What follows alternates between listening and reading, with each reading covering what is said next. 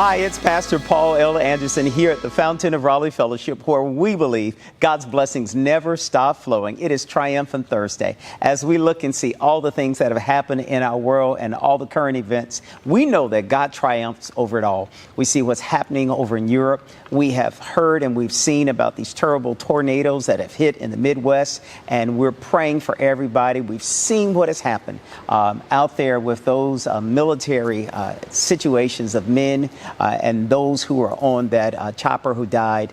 We can't help but pray for their families. And we see what's happening in the confirmation hearings with Judge Brown.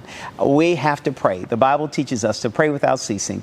Let's continue to pray. And as this weather makes its way across the state and across the nation, let's pray that God will keep us all strong and that we'll all stay focused and centered on His will. Today, I would like to ask you to look with me into Joshua, the 4th chapter, verses 1 through 13.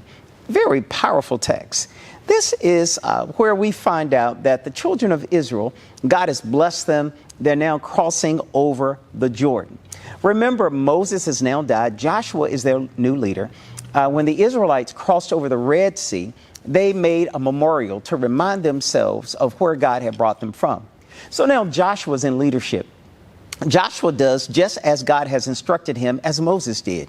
He has somebody, the priest, who representing all the 12 tribes. As they're making their way across the Jordan, he had a man from each one of the tribes, each one of the priests, had them to take a stone and put this stone right in the middle of the Jordan and on the banks, so that when their children pass by, they will ask the question, what do these stones mean?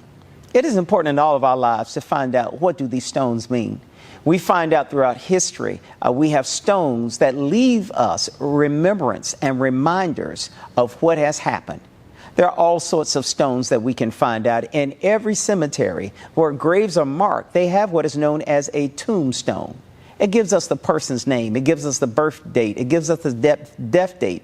And then on some of them, like on my mother's headstone, on the back side of it, it lists all their children, and it also lists accomplishments. Stones are reminders of the past that gives us hope for today and futuristic hope of what God will do with us. Here we find out that there would be generations that will come after them. And when they see the stones, they were to ask the question, what do these stones mean? In order for the children to know what the stones mean, it means that those who were the parents, those who were the predecessors, had to tell them about the ancestral history of where God has brought them from. In all of our lives, we have some stones to remind us where God has brought us from. Many of us can go back and see the stone of the very first house that we lived in. We know that it found itself having a foundation of bricks. And we saw the stones. In many of our places of worship, we have what is known as cornerstones. It tells the story of when the building was built. And you make sure that it lists the names of those who were there. Stones are important. Stones are necessary. Stones are needed because they give us fortitude. We find out when God spoke to Moses, Moses was standing on a rock. He was standing on a stone. And today, let's make sure that we leave some stones, some reminders of what God has brought us from and what He has brought us to and where He would lead us. The text today tells us, what's the meaning of the stones? It's what God has done for us. I hope today that you and I can leave a memorial, a stone, to remind people of where God has brought us from. He's brought us from a mighty long way, and we still have some distance to travel. May God bless you. May heaven smile upon you, and I'll see you on tomorrow. To sow a seed to the Fountain of Raleigh Fellowship, visit our newly redesigned website, thefountainofraleigh.org, and select Sow a Seed from the homepage. Also, giving has been made easier with the new Fountain of Raleigh app, available now in the Apple App Store and Google Play Store. Download today, select Giving from the main menu, and then follow the directions to complete your giving through Subsplash. Thank you so very much for all of your gifts and donations that you've given to the Fountain of Raleigh Fellowship.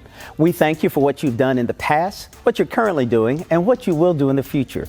Your gifts and donations helps us to spread the gospel of Jesus Christ, not only locally, but throughout the world. Thank you again for your gifts, and may God continue to richly bless you. It is here at the Fountain that we believe that we are exceedingly and abundantly blessed, and may you receive those blessings that God has in store for you.